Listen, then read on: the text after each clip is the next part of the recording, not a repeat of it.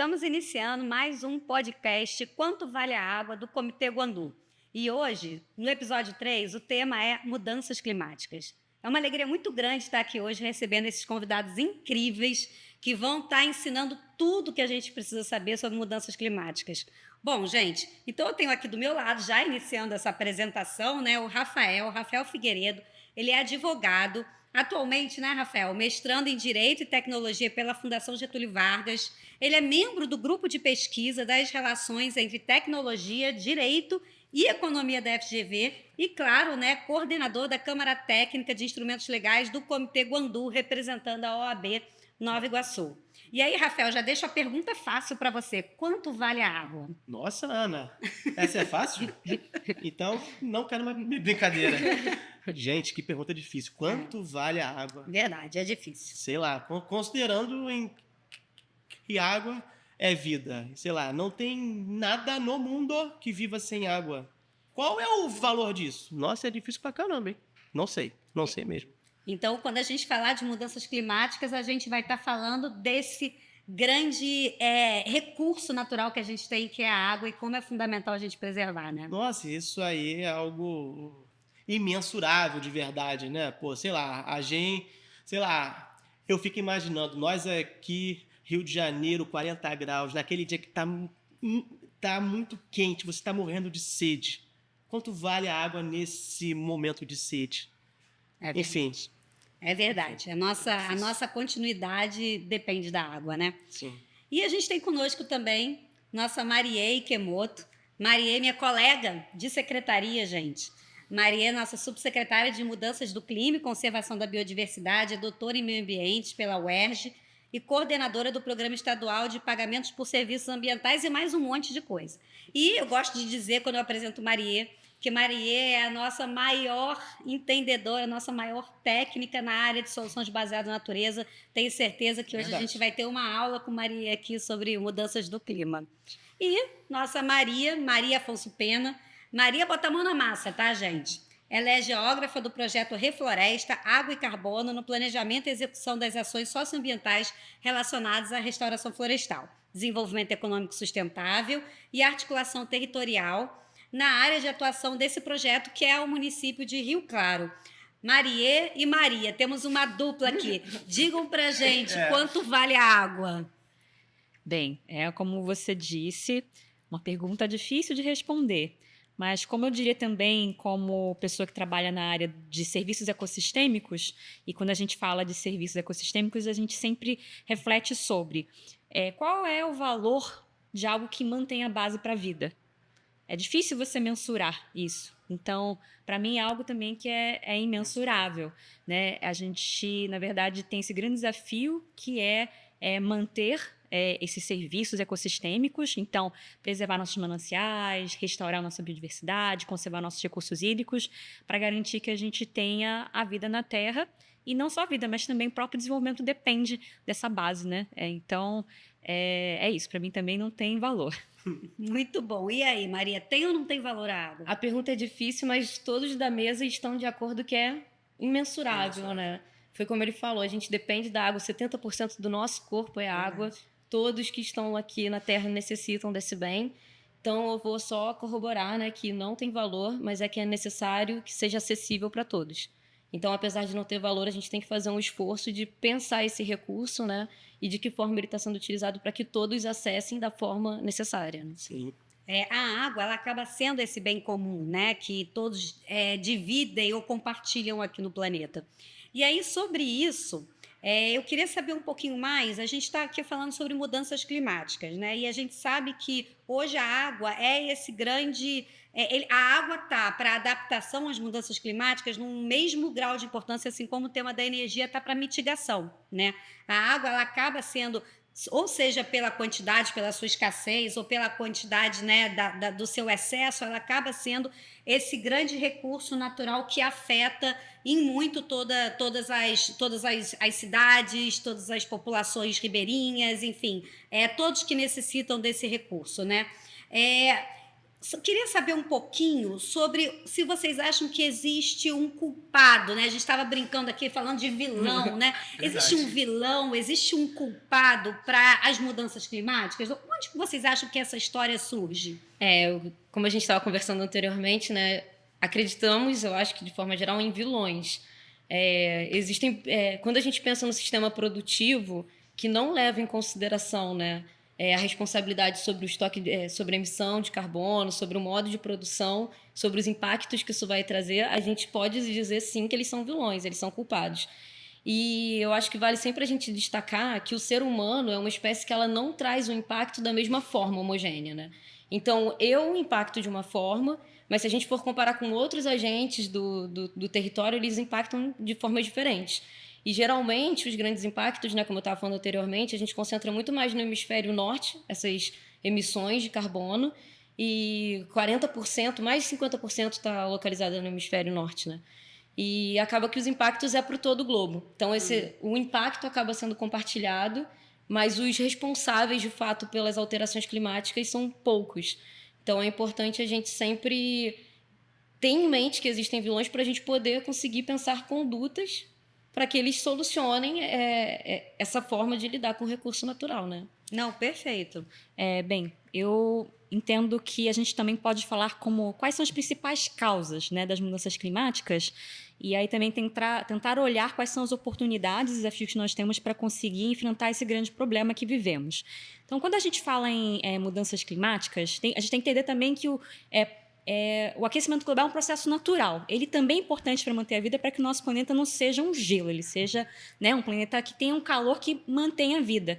Mas o grande problema é que, quando você tem uma alteração da concentração dos gases de efeito estufa, que esses são os que mantêm a nossa Terra quente, na verdade, a gente está tendo uma concentração muito maior do que naturalmente deveria existir, e o grande fator de causador, ou os vilões, justamente são os fatores de emissão desses gases. E aí, quem são os principais emissores hoje, né? A gente pode agrupar principalmente nos combustíveis fósseis, que boa parte, né, da emissão de gás de efeito estufa são originados justamente de um sistema energético, que ele hoje é um dos principais causadores, e o outro também é o desmatamento.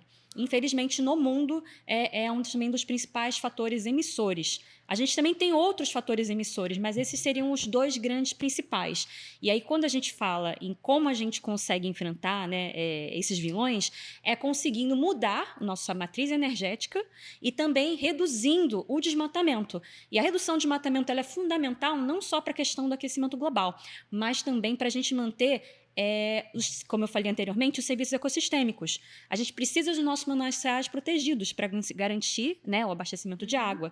E a gente também depende, por exemplo, para a nossa alimentação, né, dos alimentos. Os alimentos dependem do serviço de polinização. E sem a proteção das florestas, a gente também perde isso. Então, a gente tem visto já nos últimos relatórios tanto do IPCC quanto da Nações Unidas, que a gente está vivendo dois processos de catástrofe climática e também de biodiversidade, perdas massivas de biodiversidade. Então, são dois problemas que estão muito linkados, né? Eu digo biodiversidade, né, e clima. Então, quando a gente fala até que, ao mesmo tempo que é o problema, também é parte da solução, porque da mesma forma que o desmatamento, quando você evita o desmatamento, você reduz um grande emissor, quando você refloresta, você absorve esse carbono. E você aí está atacando também para mitigar, sequestrar. Então, a gente tem que reduzir os fatores de emissão e a gente tem que aumentar as formas de sequestrar, principalmente o carbono, para a gente conseguir combater justamente algo que a gente já está sofrendo. Na verdade, a gente hoje já vivencia os impactos das mudanças climáticas. Então, a gente hoje não fala só mais em precisamos mitigar, a gente precisa se adaptar, porque hoje a gente já vive os impactos das mudanças climáticas. Ou seja, é um sistema que se retroalimenta, né? Ele é um sistema integrado. Um depende do outro e, na verdade, eles são coordenados entre eles de forma orgânica. Hoje, a natureza, ela funciona assim, é a forma como ela funciona, e a gente precisa enxergar isso de forma integrada e não como se fossem caixinhas separadas, né?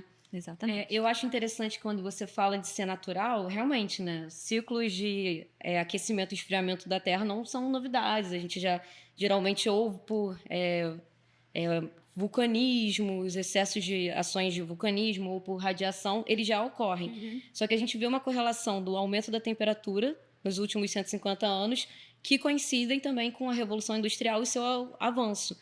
Então, é justamente isso, né? É responsabilizar os setores industriais e a energia que eles usam e pensar outras formas de produção menos agressivas, né? Você falou da biodiversidade, né? E a biodiversidade vai atrapalhar diretamente até o nosso consumo humano, né? A crise agora da oliva está relacionada diretamente com a mudança climática, né? E a gente vê os aumentos aí impactando diretamente na nossa vida.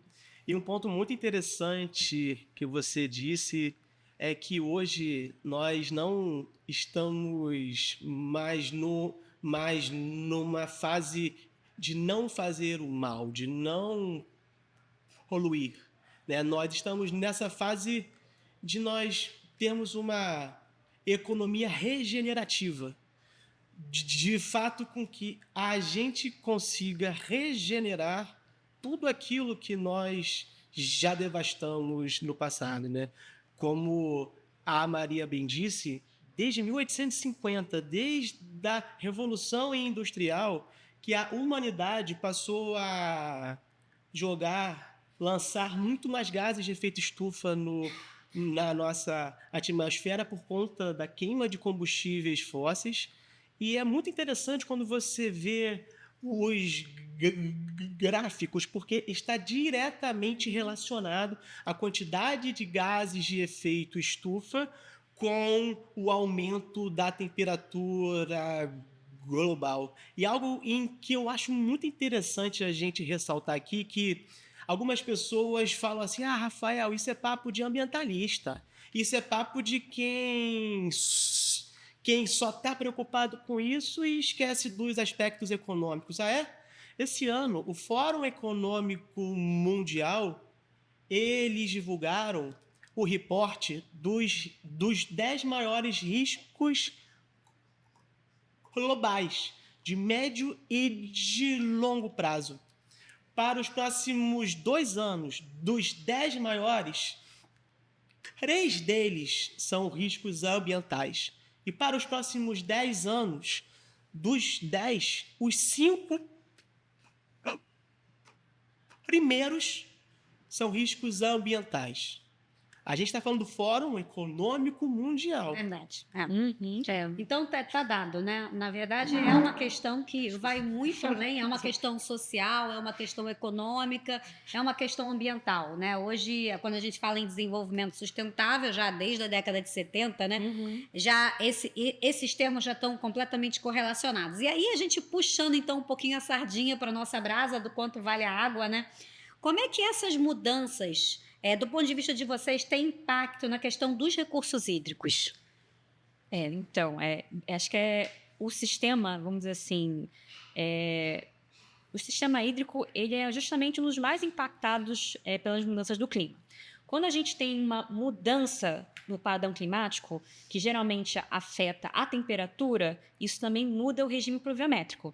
Então, nós temos uma variação em relação à quantidade de chuva que se precipita, e isso vai tanto para os extremos, quanto de secas, de estiagens, quanto de chuvas severas, que aí a gente está falando de inundações, e a questão também da frequência e como isso acontece. Então, a gente pode perceber, tanto em dados como hoje, na própria mídia, quando você percebe os fenômenos que estão acontecendo. Então, quando a gente vê o que está acontecendo com o Rio Grande do Sul, né, uma inundação, uma precipitação, numa frequência, numa intensidade que nunca foi vista, né, em talvez centenas de anos, e pensando que em menos de talvez 2 anos atrás eles tiveram uma das maiores estiagens que esse mesmo estado sofreu, isso num período de menos de 5 anos.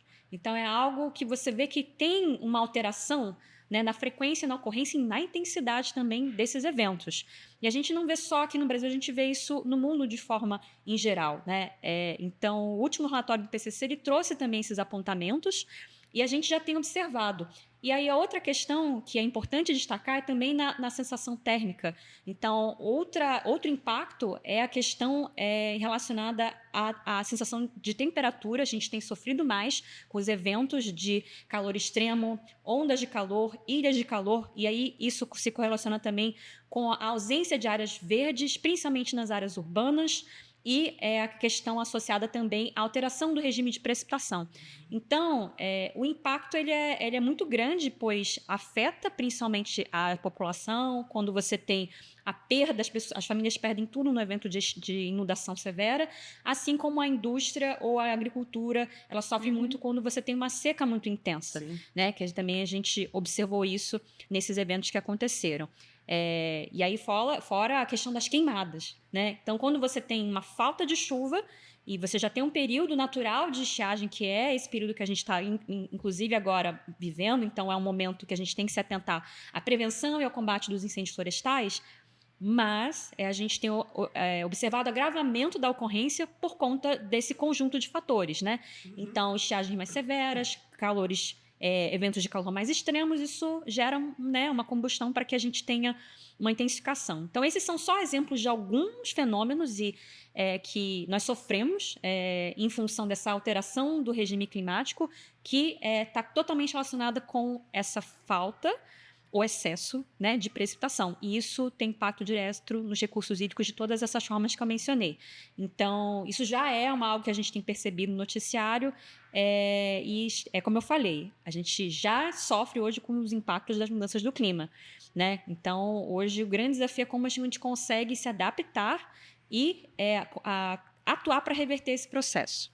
Isso me fez lembrar de uma notícia horrível que saiu esses dias. Parece que 1.000 pessoas morreram em Meca por conta do excesso de calor. Sim. Olha isso, Ana. E, gente, me desculpem. Ao nosso lado, Ana Ache. Gente, ela é subsecretária de Recursos Hídricos e Sustentabilidade do SES e diretora do Guandu. Tenho certeza que vocês já perceberam que ela sabe muito de tudo. E aí eu deixei... A gente foi se empolgando, foi muito legal aqui, mas cometi essa gafe de devidamente apresentada. É que dispensa apresentações. Mas dispensa, é muito famosa. Muito bom. O que eu ia complementar é que, além dessa questão, a Maria falou muito bem, né, sobre como afeta o ciclo hidrológico. E essas chuvas que vêm agora em 100 milímetros em uma hora, ela não é sadia para manter a chuva no ambiente, né? Ela vem de uma forma desordenada, causa as inundações, mas não faz a devida recarga do aquífero, ela vem em muita velocidade. Então, é um volume de chuva muito grande que não consegue se aproveitar para um equilíbrio hidrológico, né, ao longo das sazonalidades. Então, a gente tem uma diminuição nos índices pluviométricos, e aí vem esses números assustadores, né? 100 milímetros. Petrópolis passou de 150 milímetros em uma hora. É muita chuva, só que ela não fica no sistema. Não tem tempo de percolar, percolar, os florestais não aproveitam, a infiltração não é feita da forma correta, é mais arriscado para movimento de massa. Então, realmente, a gente já está vendo esses impactos para a sociedade, mas também para a natureza, que não consegue receber esse volume de água, né? E a gente tem observado também, aí vocês me respondam, um maior tempo de estiagem, um maior tempo de períodos de chuvas intensas ou ainda não? Sim, eu acho que é interessante falar porque justamente esses últimos eventos que a gente tem observado, eles estão associados com a intensificação do El Niño. O El Niño, naturalmente, ele já causa, né, mais chuvas no sul e uma estiagem, uma seca maior no norte do Brasil. E aí, o que a gente tem visto é a intensificação desses processos. Então, por exemplo, na Amazônia, a gente viu, né, algo que a gente nunca foi visto, você viu o rio Amazonas secando. Rio Negro ano passado. As praias interditadas, Exato. não podia ir, não podia embarcação, né? Então, novamente, a gente está falando de mudanças climáticas, então o El Niño já é um processo cíclico, né? Que você tem a oscilação entre o El Niño e a La Niña, que aí tem efeitos inversos, e a gente agora está nesse El Niño, só que ele está muito mais intensificado. E a gente está vendo fenômenos que, né, pessoas da Amazônia falaram que em mais de 50 anos nunca observaram. Então, essas alterações até acontecem, mas estão acontecendo de uma forma muito mais intensa. Não, perfeito. E aí, vamos então falar um pouquinho, né, sobre o estado do Rio de Janeiro. Aí começo com você mesmo, Maria. Existem estudos relacionados aqui no estado sobre as mudanças climáticas direcionados a bacias hidrográficas? Como é que a gente está hoje no estado em relação ao aprofundamento dessa questão? Sim, o nosso estado ele tem alguns estudos que foram desenvolvidos ao longo do tempo relacionado ao tema de mudanças climáticas, e nós temos, principalmente o mais recente foi um estudo que gerou subsídios para o que a gente chama de Plano de Adaptação às Mudanças do Clima do Rio de Janeiro, que foi concluído em 2018. Nesse momento, nós estamos contratando a atualização desse estudo, então a gente vai atualizar tanto o nosso plano de mitigação quanto o plano de adaptação. E aí, o que isso se traduz? A gente vai entender quais são os principais fatores de emissão, quais são os setores que mais emitem no estado do Rio de Janeiro e aonde a gente tem que atacar para reduzir as emissões e aonde a gente tem uma maior oportunidade de redução. E como fazer isso? Essa é a estratégia do plano de mitigação, que a gente chama também, de uma forma mais fácil, plano de descarbonização, nome mais amigável. Uhum. E em relação à questão da adaptação, ele vai estudar e compreender quais são os principais, vamos dizer assim, fatores que impactam justamente a sociedade e os sistemas. Então, a gente está falando, por exemplo, eu já falei, citei aqui vários, o aumento do nível do mar, as inundações, as secas, as estiagens, as queimadas. Então, quais são os fatores de impacto que mais afetam, que são oriundos das mudanças do clima, e quais são os principais setores impactados. Então, por exemplo, transportes, indústria, agricultura, recursos hídricos, né? A biodiversidade. Perfeito. E a gente fazendo essas análises, a gente vai entender quais são as vulnerabilidades, né? E como a gente faz para reduzir essa vulnerabilidade em relação a justamente esses eventos nesses setores que são os mais impactados. Tudo isso conversando também com o Plano Nacional de Mudanças Climáticas, que já traz também diretrizes e alguns eixos para onde a gente tem que atuar. E, nesse momento, o governo federal está fazendo também a atualização desse plano e a gente também está nesse mesmo momento. Agora, é importante dizer que não basta só o Estado executar as políticas se, principalmente, a gente não olha as cidades. Porque o impacto, e principalmente a estratégia de adaptação, ela tem que acontecer no nível das cidades. Então, nós também temos uma estratégia aí, a Ana também é muito responsável por isso, que a gente tem uma parceria com a ONU Habitat, Perfeito. onde nós estamos trabalhando os planos de ação climática municipais. Então, é importante que esses instrumentos se dialoguem e que a gente tenha principalmente uma estratégia ocorrendo em nível local. Então, a ideia é que a gente apoie pelo menos 10 municípios para que eles tenham seus planos de ação climática. Então, não só a gente vai ter uma visão do Estado, mas a gente também vai ter uma visão para os municípios que são mais críticos em relação a esse tema. E aí, só para concluir falando em relação à questão das bacias hidrográficas, um outro instrumento muito importante que já deve dialogar com esses outros instrumentos é o próprio plano de recursos hídricos. Então, os planos de recursos hídricos eles devem também passar a incorporar os cenários de mudanças climáticas e como isso impacta os recursos hídricos e passar a também incorporar esse olhar depois dos seus planos de ação, planos de investimento, né? Quais são as suas prioridades. Alguns planos talvez mais antigos não tenham esse olhar ainda com essas modelagens e esses cenários, mas eu acredito que esse já seja um momento onde já tenha-se um movimento para que os comitês e também os planos de recursos hídricos já tragam esse olhar. Isso também muito a partir desses produtos que vão sendo gerados, que são gerados também nos próprios estudos estaduais ou estudos em nível municipal, mas é importante ter esse recorte olhando a bacia hidrográfica, né, que é a principal unidade de planejamento de gestão ambiental também do Estado do Rio de Janeiro. Não, e é interessante isso que você trouxe, Maria, porque assim, dentro do projeto que a gente vem desenvolvendo agora com a ONU Habitat, tem exatamente esse recorte da bacia hidrográfica, né? Porque esse caminho da água é o que nos mostra exatamente esses riscos associados que a gente vai ter ou num evento extremo, enfim, ou numa escassez hídrica. Então, é interessante esse recorte da bacia hidrográfica, ele perpassar todas essas ações que a gente realiza, né? Mas trazendo um pouquinho também tem uma outra ferramenta que eu sou apaixonada, que eu sei que foi você que colocou lá a mão na massa para que ela acontecesse, que é o nosso Atlas, o Atlas dos Mananciais, né? Que mostra exatamente, fala um pouquinho para a gente disso, porque é uma ferramenta para todos os comitês de bacia utilizarem. Com certeza. Bem, o Atlas dos Mananciais, ele justamente foi elaborado por conta de um evento extremo, climático extremo, que foi a estiagem, a crise hídrica de 2014 e 2015. Porque naquele momento foi feita a seguinte pergunta: bem, o que está causando essa estiagem e o que estamos fazendo para combater isso?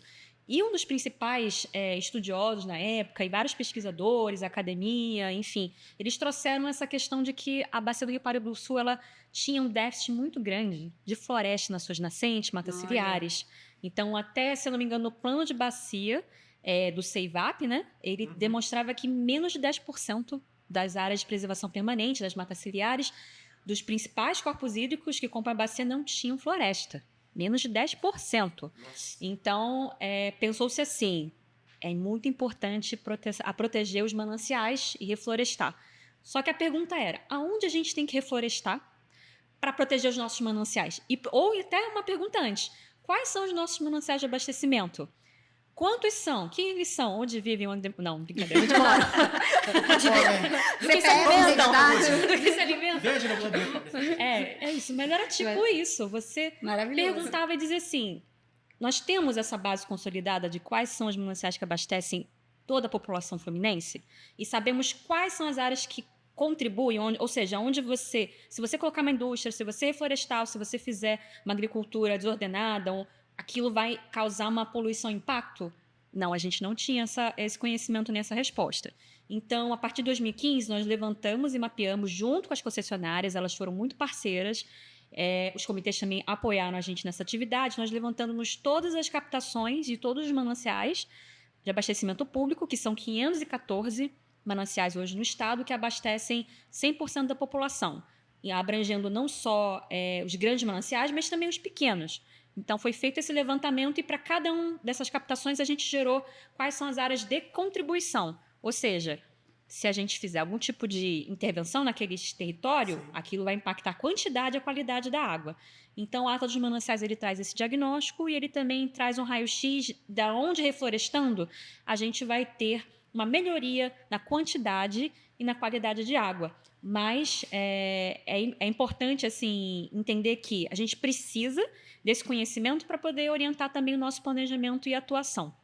Olha, eu acho que você deu a deixa para Maria, né? Falar do Refloresta, Maria. Mas antes de falar do Refloresta, eu queria registrar, né, que é um instrumento muito utilizado pelo comitê, essas áreas prioritárias. Que bom. No caso do Comitê Guandu, né? Mas que bom que outros comitês também utilizam. Quando vai passar, até porque o recurso para restauração é limitado, né? Então, se a gente não tiver esse mapeamento dessas áreas prioritárias, acaba que você pode acabar investindo esse dinheiro em áreas que não trariam retornos tão evidentes, porque retorno sempre traz, né, de alguma forma, mas retornos tão evidentes para o ciclo hidrológico, né, para esse aumento na quantidade de vazão e na qualidade dessa água. E também queria registrar aqui que o Plano Estratégico de Recurso Hídrico do Guandu, ele também já fala um pouco dessas projeções, né, dessa redução do regime pluviométrico. Então, chega em alguns valores que são alarmantes. Por exemplo, quando vê a zona oeste do Rio, a diminuição de 400 milímetros anuais de chuva. Nossa, que né? loucura. O quanto isso não impacta. Claro. E de período de estiagem também, quando vê os municípios de Seropédica, Nova Iguaçu, que podem ter um aumento de 8 dias de estiagem, do que já existe. Então, tudo isso traz um impacto muito severo para o planejamento hídrico, né?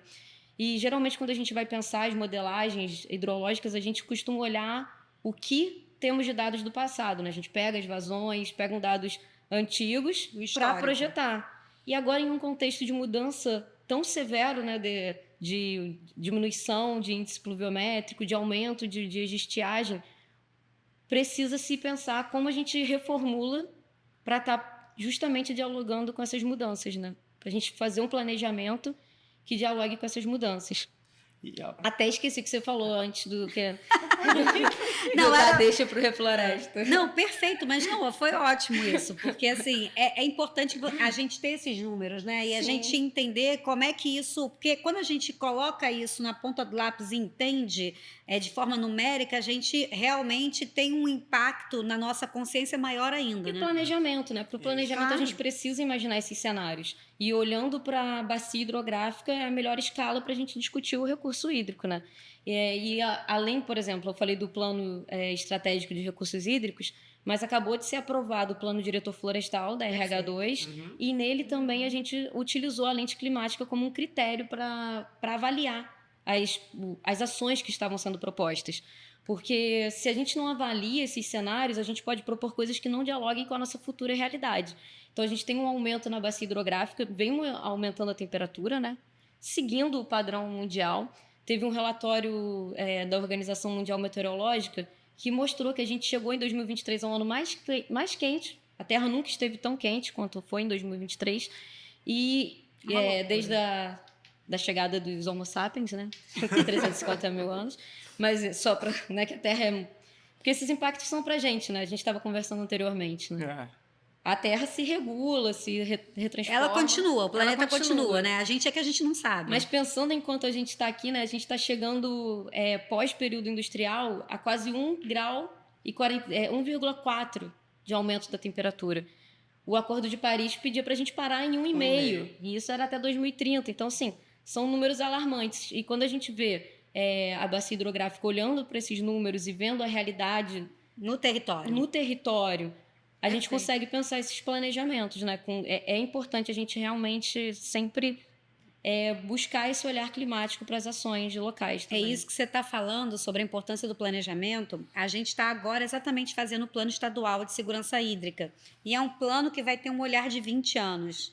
Né? Então, até 2045, certamente a gente vai ter uma outra realidade climática da que a gente tem hoje. Então, como é que isso afeta os nossos recursos hídricos e a nossa segurança hídrica? Sim. Porque agora a gente fala nessa segurança hídrica de forma muito mais intensa que há 10 anos atrás. Né? Isso está muito correlacionado com esse período de aumento da temperatura e de mudanças climáticas que a gente vem vivendo. Um ponto que eu acho muito interessante para a gente ilustrar. Eu mesmo não conseguia entender, poxa, por que um aumento de 1,5 grau é algo muito relevante? Aí eu falei, cara, não é possível, nós moramos no Rio de Janeiro. Um dia tá 25, outro dia tá 42. Eu falei, cara, vou estudar isso mais, né? Boa. Vou estudar para ver como que isso funciona. Eu li em que na época dos dinossauros, a temperatura média da Terra era entre 5 e 8 graus Celsius mais quente do que hoje. 5. Temperatura média. E na era do gelo, onde tudo era congelado, era entre 5 graus mais gelada do que é hoje. Isso para a gente ver, né, assim, quando a gente consegue trazer esses exemplos mais palpáveis, como 2 graus é muita coisa. É muita coisa que a gente tem que evitar de qualquer forma. E algo que a gente estava conversando antes também, né, que algo que me chama muita atenção nos comitês de bacia, e assim, é da questão que as bacias hidrográficas não respeitam limites geográficos, territoriais. Essa crise de 2014 afetou os estados de São Paulo, do Rio de Janeiro e o estado de Minas Gerais, porque todos eles fazem parte da mesma bacia hidrográfica do Paraíba do Sul. E olha a dificuldade que é você manter uma governança eficaz, e olha a importância dos comitês de bacia. Não, exatamente. Nunca foi tão importante essa visão integrada de ações com os comitês de bacia, né? A gente vê como a água é um fator, como a gente falou no início, né? Quanto vale a água? Isso como que eu ia falar agora. Exatamente, como ela é um fator. A gente começou né? falando disso, como ela é um fator fundamental para o desenvolvimento econômico, social, ambiental, saúde. Saúde, afeta diretamente. A OMS, ela né? os médicos vêm mandando solicitações para a OMS para entrar o risco climático como uma questão de saúde, né? Porque são diversas as doenças associadas a essa mudança climática. E aí agora vem a pergunta, né? Como é que quais são as ações que a gente precisa ter para enfrentar essa repercussão das mudanças climáticas no mundo dos recursos hídricos hoje, enfim, para frente? Quais são as ações necessárias? Bem, ninguém falou, vou começar. Eu acho que existem escalas de ações, né?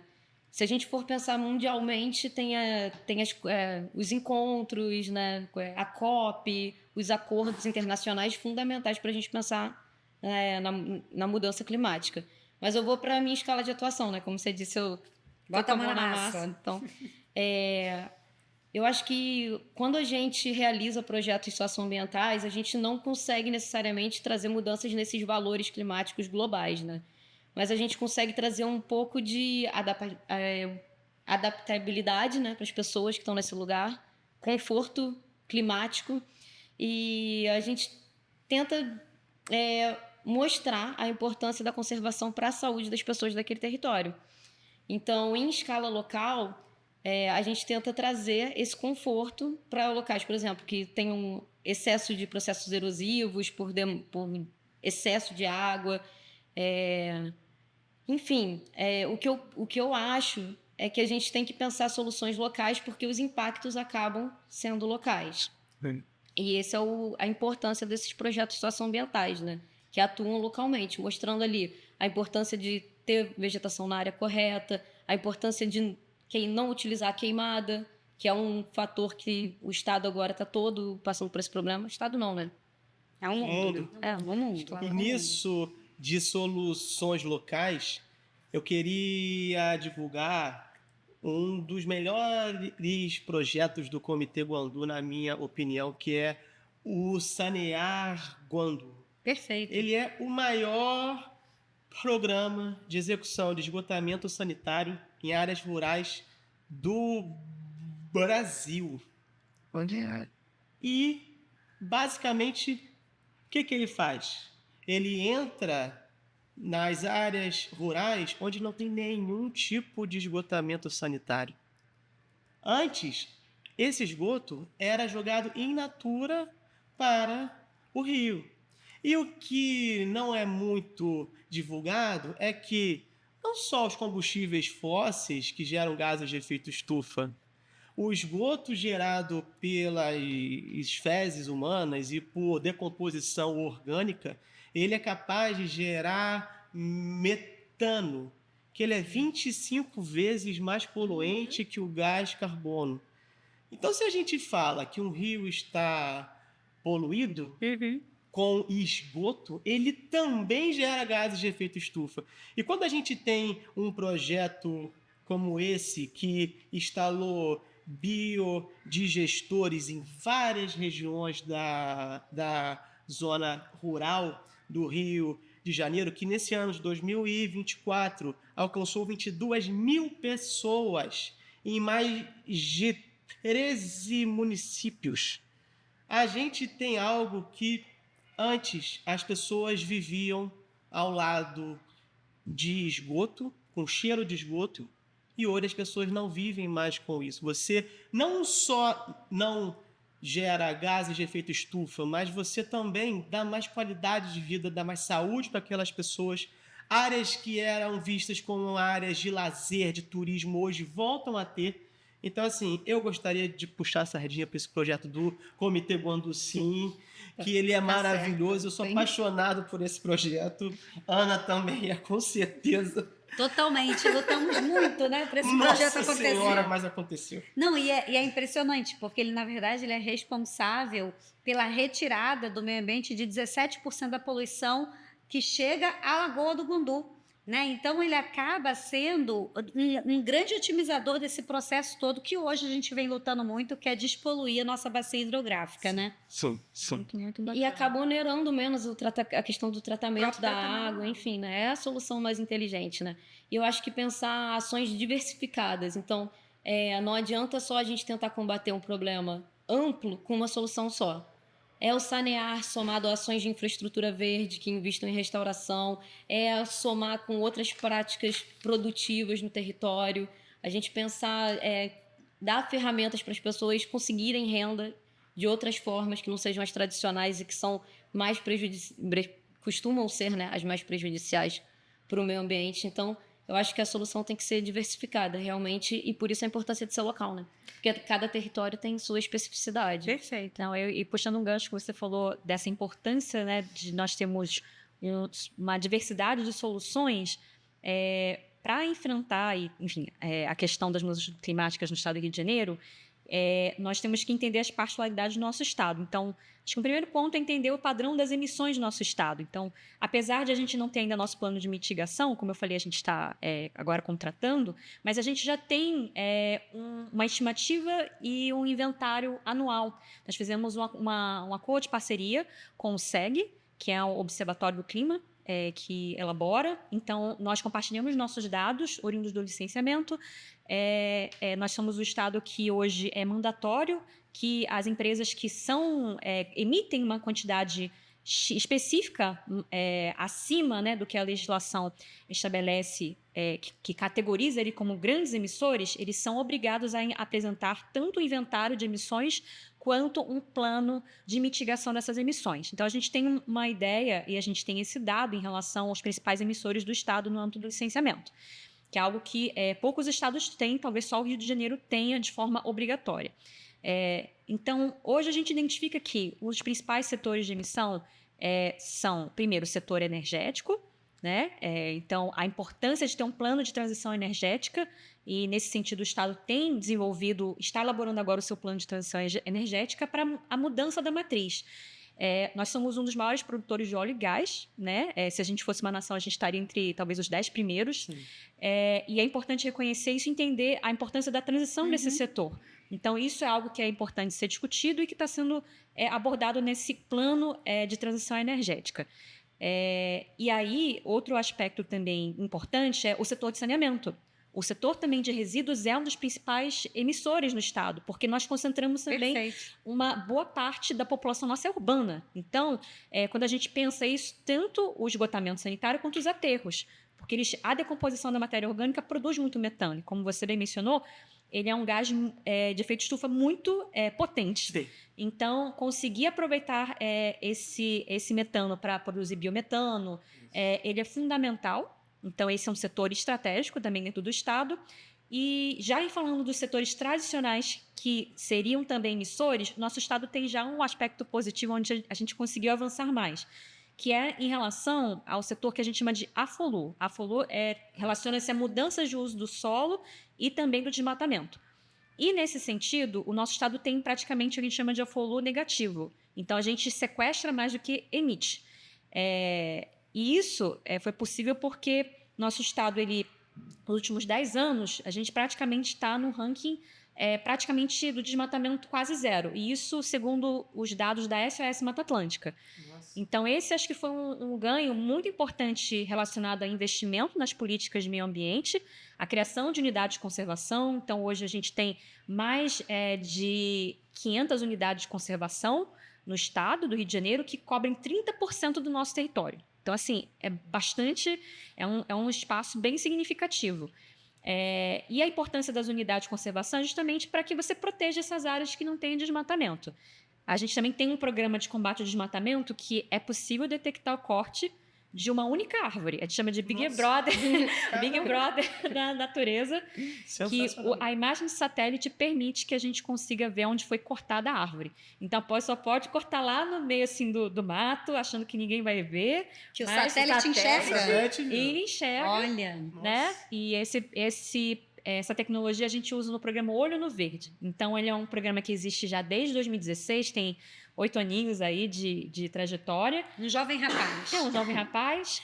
E então, o combate ao desmatamento, apesar da gente ter índices pequenos, é importante que a gente mantenha, né, esses baixos índices, porque a gente tem hoje, da Mata Atlântica que restou, só esses 30%.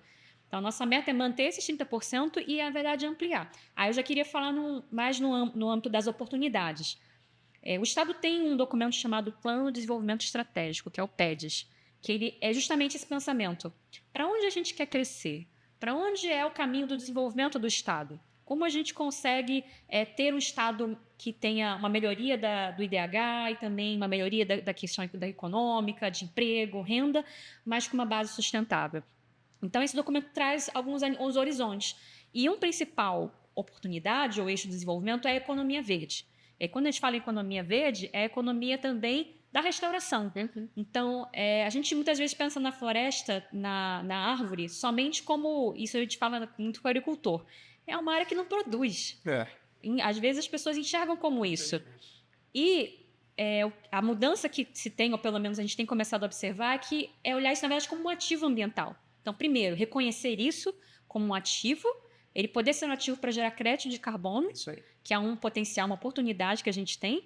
E a outra questão também é que a gente entenda a questão do desenvolvimento florestal como uma potencial cadeia produtiva. Então, Perfeito. quando a gente pensa em restauração, a gente não está só plantando árvore, a gente está gerando emprego, a gente emprega pessoas para reflorestar. A gente tem extensionistas, a gente tem as pessoas que vão lá fazer o plantio, a manutenção, a roçada. Então, isso gera uma economia. Tem o viveiro. Tem né? o viveiro, tem toda uma cadeia uma que cadeia depende produtiva. disso, né, produtiva, e ela pode movimentar milhões. E a gente fala isso tanto das florestas plantadas, aí da silvicultura, a gente fala também da restauração ecológica e fala também até da agricultura, a transição dos nossos modelos de agricultura, uma transição de uma agricultura mais sustentável. Então, incluindo também espécies arbóreas, nativas, ou o manejo delas consorciado com outras espécies mais comerciais. Então, a gente vê que o Estado de Janeiro tem vocação para isso. A gente tem um estudo que apontou que a gente tem mais de 550 mil hectares de área, onde a gente tem que restaurar por obrigação legal, no Código Florestal. 550 mil hectares é muita coisa, gente. O nosso estado tem 4.300.000 hectares, a gente está falando de 500 mil, que é para reflorestar. E fora isso, 600 mil hectares que tem potencial para silvicultura econômica, mas que também tem que ter o mínimo de 20% de reserva legal, APP, em relação à floresta nativa. Então, potencial também de restauração associado com essa economia em áreas que têm aptidão para silvicultura. E não áreas que têm aptidão para outros tipos de uso, como agricultura, ou que deveriam ter o foco como reflorestamento. Então, assim, olhar esses potenciais, essas oportunidades, a gente conseguir avançar é muito importante. E isso conciliando com mitigação, adaptação e todos os ganhos ambientais envolvidos, mas econômicos também. Agora, Maria, um orgulho gigante fazer parte de um Estado, né? E aí todos nós aqui, como parte dessa política pública, que coloca a economia verde na centralidade do seu desenvolvimento de longo prazo, no plano estratégico. Isso é incrível. E o papel que os comitês de bacia têm para tornar isso uma realidade no tempo, né? Sim. E aí, queria ouvir de você, Maria, sobre o Refloresta. Como é que, na prática, a gente consegue realizar isso que Maria está trazendo para a gente? É uma dificuldade muito grande, né? A prática. A gente precisa iniciar um diálogo com pessoas que às vezes não entendem essa importância, como a Maria falou. Então, é mostrar justamente esses aspectos das possibilidades existentes dentro de um uso da terra mais sustentável. Então, desde florestas produtivas, né, que sejam regiões para a coleta de matrizes de sementes que vão ser utilizadas em projetos de restauração, pensar agroecologia como prática agrícola, pensar pecuária, floresta, né, e lavoura de forma consorciada. Então, todos esses são aspectos que a gente precisa conversar com esse proprietário rural, que, em geral, não tem esse conhecimento. Ele, geralmente, deixa aquela terra com uso muito aquém, arrendado. Então, é importante a gente mostrar essas possibilidades, mostrar as políticas que já existem de incentivo. No caso do Comitê Guandu, né, o Programa Produtores de Água e Floresta, que possibilita o incentivo para exercer essas atividades. Então, dentro do projeto, a gente tem esse primeiro caminho, que é a mobilização. Além disso, a gente faz treinamentos, porque também as pessoas precisam ser capacitadas para estarem exercendo essas atividades. Porque a vocação existe. Quando a gente vai no território, os levantamentos mostram. A gente fez um diagnóstico de potencialidades também dentro do projeto, que também mostrou todas essas possibilidades, mas, às vezes, o que falta é a capacitação dessas pessoas. Então, a gente faz também os treinamentos. A gente fez treinamento de turismo ecológico. A gente está oferecendo essa semana de meliponicultura, associativismo. Tudo isso, de alguma forma, está integrado, porque a partir das associações eles podem criar força nessas práticas agrícolas, a meliponicultura, né, como polinizador, incentivando, né, essa agricultura, incentivando também as florestas. Então, a gente atua tanto na mobilização, na capacitação desses proprietários, dessas pessoas do território em que a gente está inserido, na educação ambiental, porque é importante toda a rede estar envolvida, né? Então, a gente fala com as crianças, com diferentes atores do território sobre a importância, o porquê que a gente está ali, né? Qual que é a nossa intenção com essas atividades. E também tem uma parte muito importante do projeto que é a pesquisa. Então, a gente teve um edital, né, que selecionou um projeto para estudar o estoque de carbono no solo, porque a gente é entusiasta desse avanço tecnológico, desse avanço da pesquisa. A gente tem um programa que consegue detectar uma árvore cortada, é utilizar a tecnologia desenvolvida a favor do meio ambiente, assim, e o nosso projeto acredita nisso também. Então, além dessa pesquisa que a gente incentiva de estoque no carbono no solo, que tem mostrado altos teores de carbono no solo, a gente também tem a quantificação aérea do estoque de carbono, né? A partir de sensoriamento remoto. Então, acho que cada vez mais a gente que trabalha com o meio ambiente tem que se atualizar dessas tecnologias ao nosso favor, né? Porque... Então, eu diria que o nosso projeto, ele tem... a gente vê as oportunidades nesse caminho. A mobilização dos treinamentos e capacitações, educação ambiental e pesquisa, assim, são os pilares que a gente utiliza. Um ponto que eu acho muito legal desse projeto é a parte de pagamentos por serviços ambientais, né? Porque assim, querendo ou não, né, gente, as pessoas também precisam de dinheiro.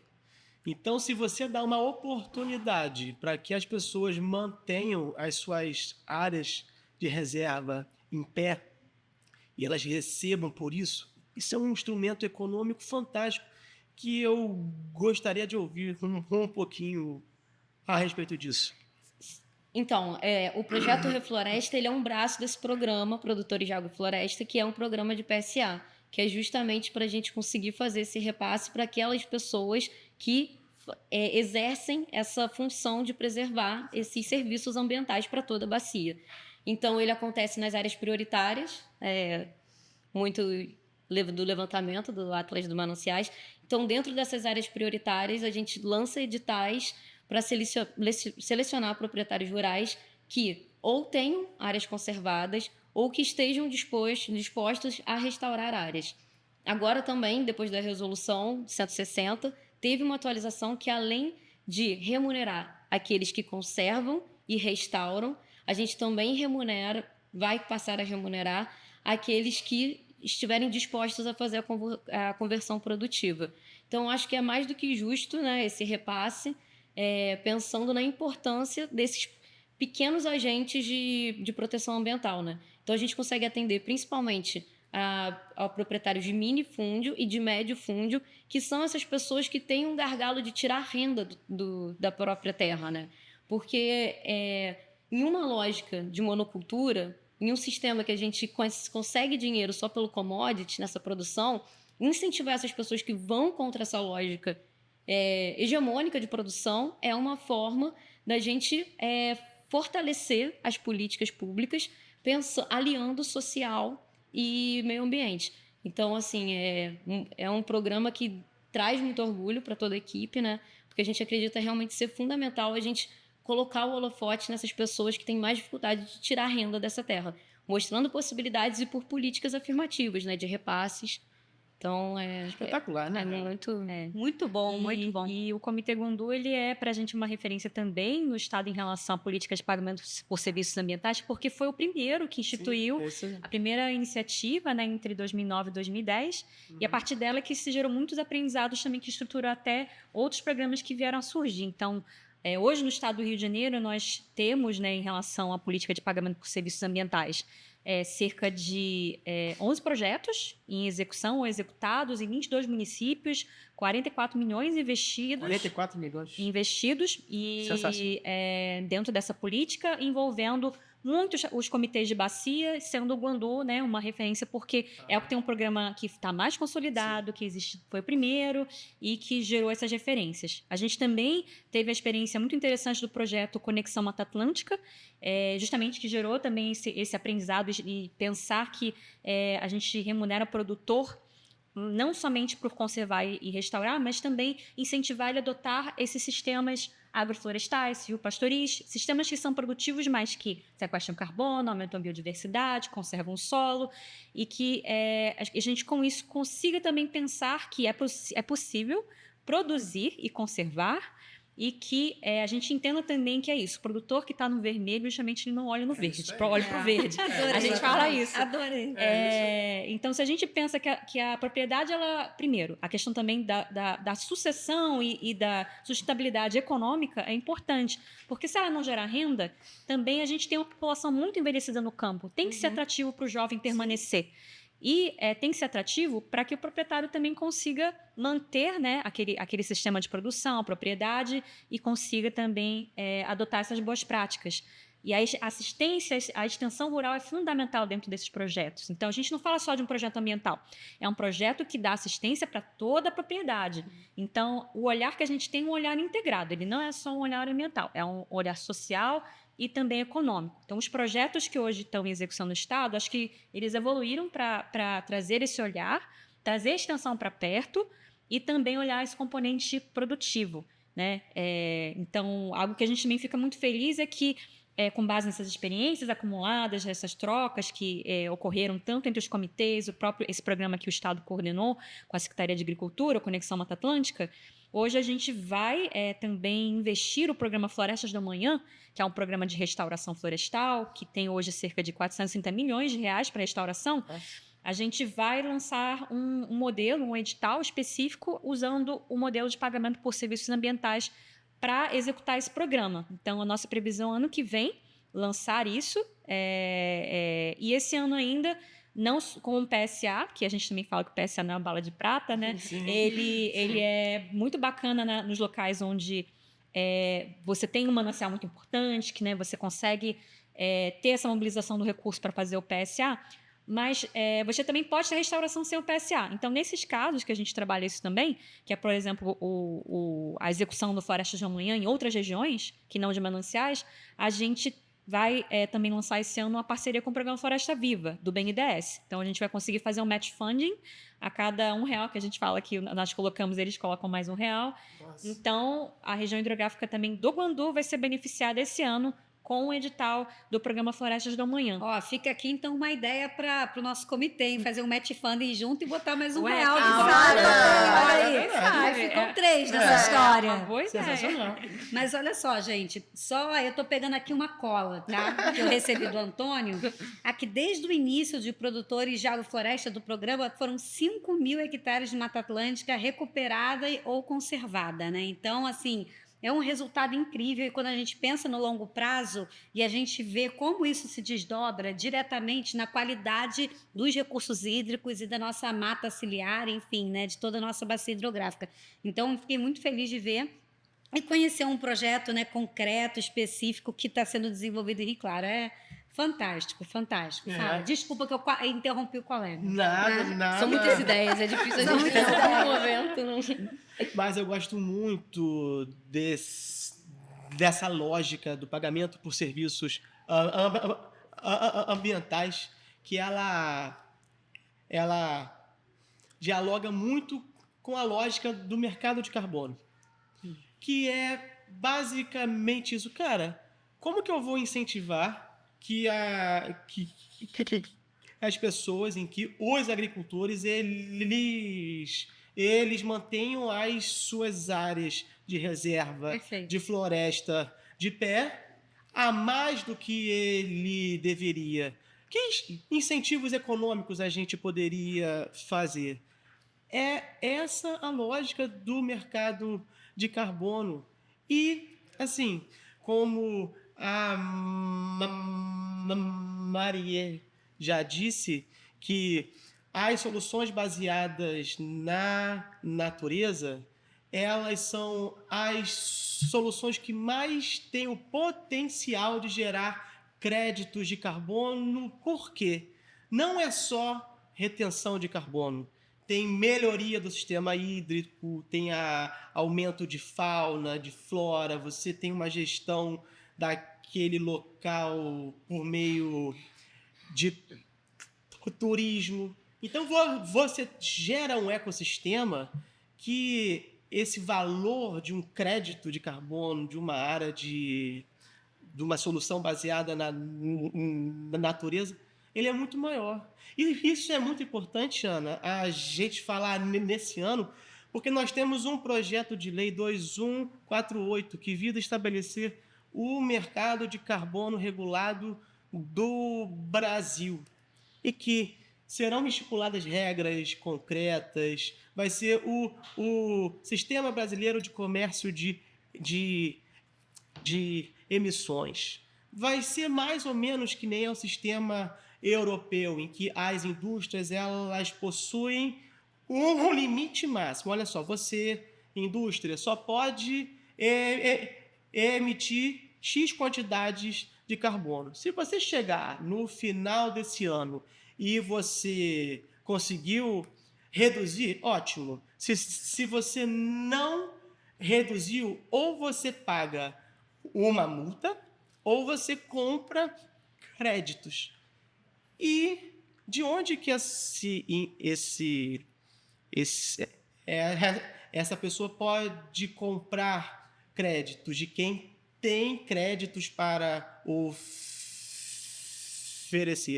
E isso nos coloca numa posição de vanguarda incrível, porque a gente pode conseguir mais recursos para financiar esses projetos que nós estamos.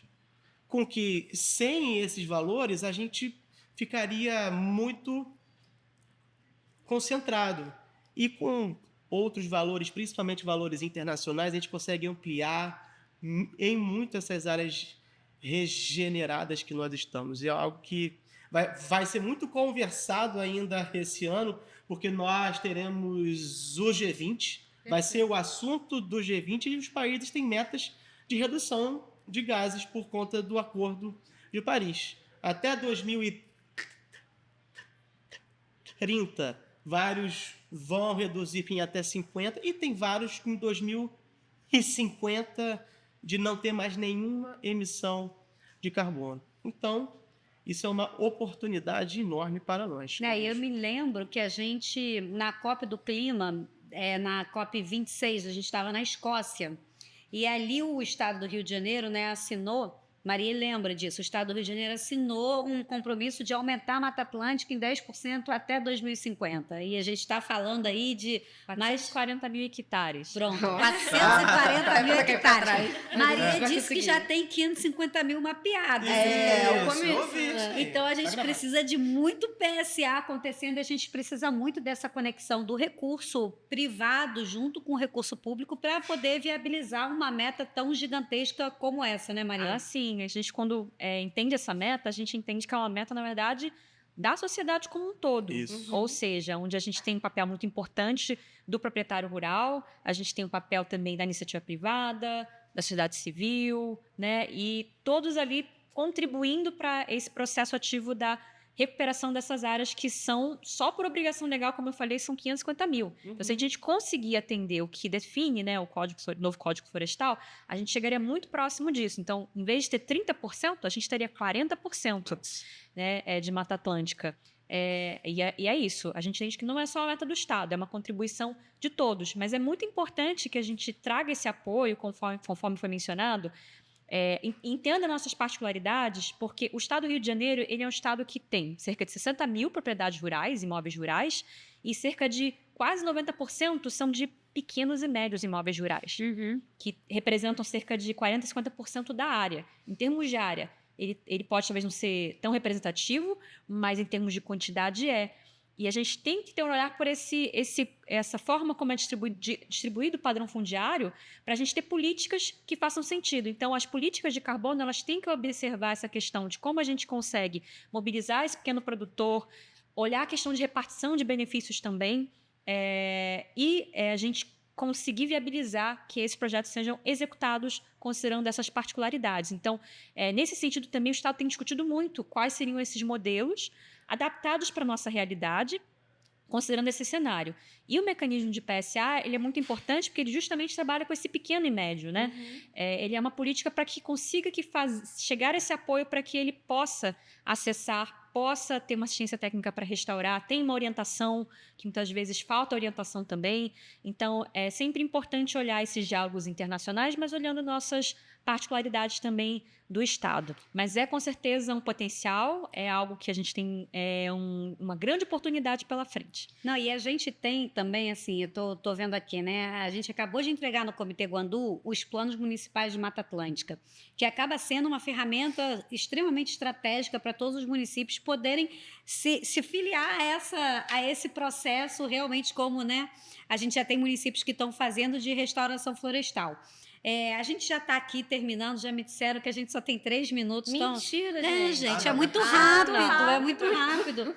Mas assim, eu queria ouvir, se me permitirem, 1 minutinho para cada um, para a gente fazer esse encerramento sobre essa questão do planejamento, né? Hoje o Guandu tem seus planos municipais de Mata Atlântica, seria incrível, né? Se todos os 92 municípios tivessem nos seus planos, porque a gente precisa disso para poder alcançar essa mudança. Mas vocês acham, dentro do tema de hoje, né, mudanças climáticas, como é que vocês acham que os comitês podem realmente apoiar a sociedade como um todo, não só o Estado do Rio de Janeiro, mas a sociedade como um todo, a enfrentar esse processo que é iminente e a gente já está vivendo hoje? Tem só 1 minuto para dissertar sobre o tema. Vou começar para ser mais breve. Disserte sobre o tema. Primeiro, eu acho que a gente tem que parabenizar um comitê, uma bacia hidrográfica que todos os municípios têm seus planos de Mata Atlântica, né, de conservação e restauração. E eu acho que o caminho é esse: investir em ações diversificadas, investir na infraestrutura verde. Conversando com a Maria, ela trouxe todo o panorama do Estado. Não adianta só a gente não desmatar. A gente tem que realmente restaurar para dialogar com essa atenuação da mudança climática. Então, acho que a gente tem que estar atento para não chegar a taxas que corram o risco do não retorno do nosso ecossistema, que ameacem espécies arbóreas, que ameacem fauna. Então, acho que o comitê ele já sabe o caminho, porque eu acredito que a consolidação de como são os comitês, né, descentralizada, participativa, é um passo que ajuda na consolidação dessas políticas climáticas, para que elas atendam também a questão da justiça ambiental, para que seja para todos.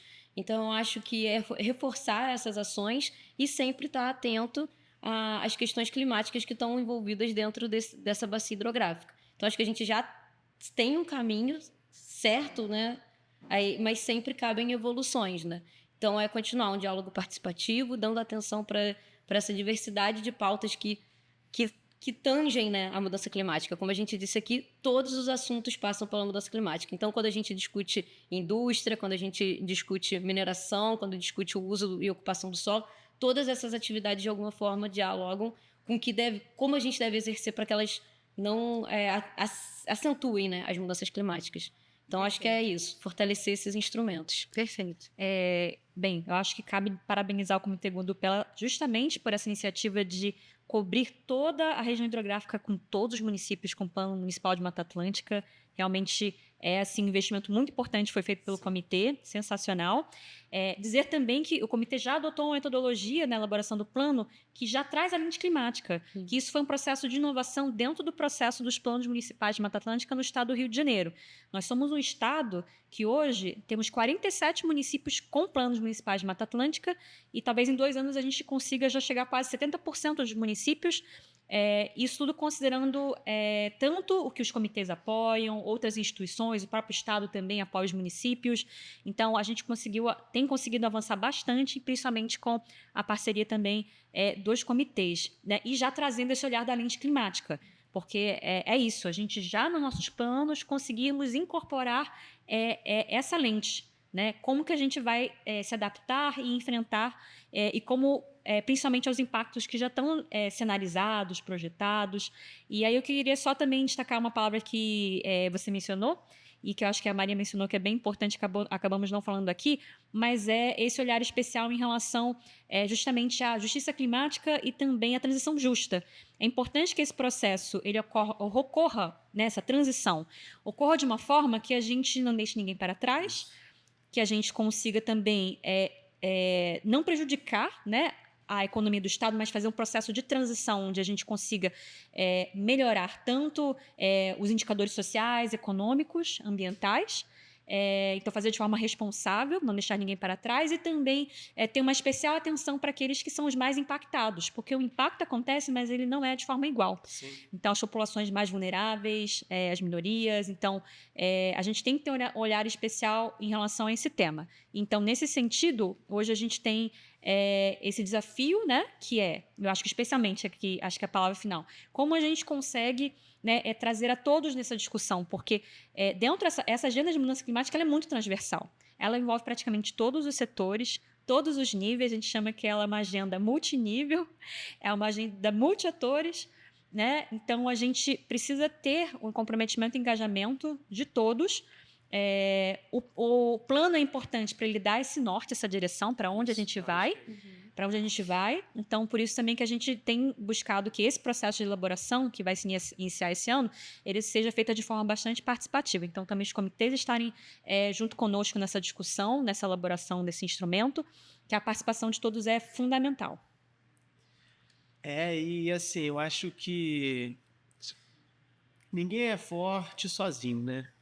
Eu acho que a gente precisa dessa parceria mesmo. E assim, o Comitê do Guandu, como um parlamento das águas, como se diz, né?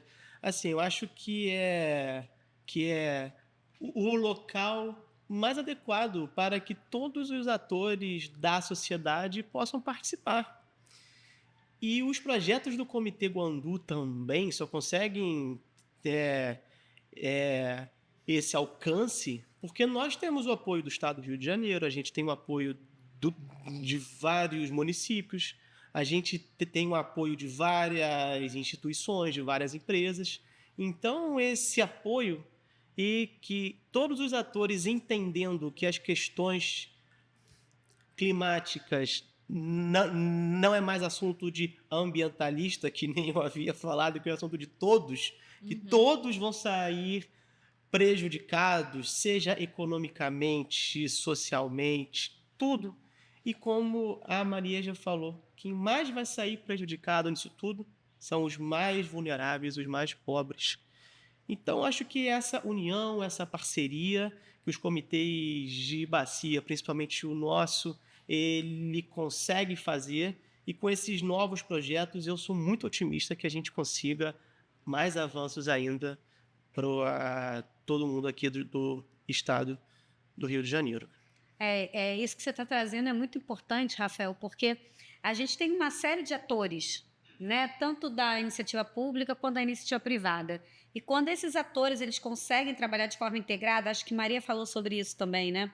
Quando a gente consegue trabalhar de forma integrada, a gente vê o resultado na ponta muito rápido. Sim. E isso é fundamental, né? A gente tem o comitê de bacia, a gente tem o governo local, o município, o federal atuando também, o estadual atuando em conjunto, a gente tem a academia com as pesquisas, com os estudos, a gente tem a sociedade civil organizada, quer dizer, uma série de instituições que trabalham juntos para fazer isso tudo crescer. E agora, sim, só um spoiler muito rapidamente, né? Está começando agora o nosso projeto do Observatório da Bacia, do Guandu. Sim. Então, muito em breve, vamos começar a ter um acompanhamento em tempo real da qualidade da água, de toda a cobertura da bacia. Isso vai gerar para a gente um ganho muito grande e certamente todos esses avanços que já vêm acontecendo com os projetos que o Comitê Guandu vem realizando vão se refletir também na qualidade dessa água. Então, é muito bom ver que se a gente trabalha de forma integrada, a gente consegue ter os avanços que a gente precisa e, mais do que nunca, a gente vai enfrentar nos próximos 10, 20, 30 anos essas mudanças, essa falta de água ou esse excesso de água cada vez mais intensos, e isso gera para a gente, certamente, uma tensão muito grande e cada vez uma necessidade mais integrada de saber trabalhar em equipe e com união, né? Tanto dentro do comitê, quanto do comitê com os atores que também têm um processo importante na tomada de decisão e na ação no território, né? Então, gente, eu só posso agradecer a vocês, ao comitê, por ter tido, foi ótimo. Nossa, essa experiência incrível e esse debate tão importante sobre mudanças climáticas, né? Obrigada, gente. E vocês também, obrigada por estarem com a gente esse tempo todo.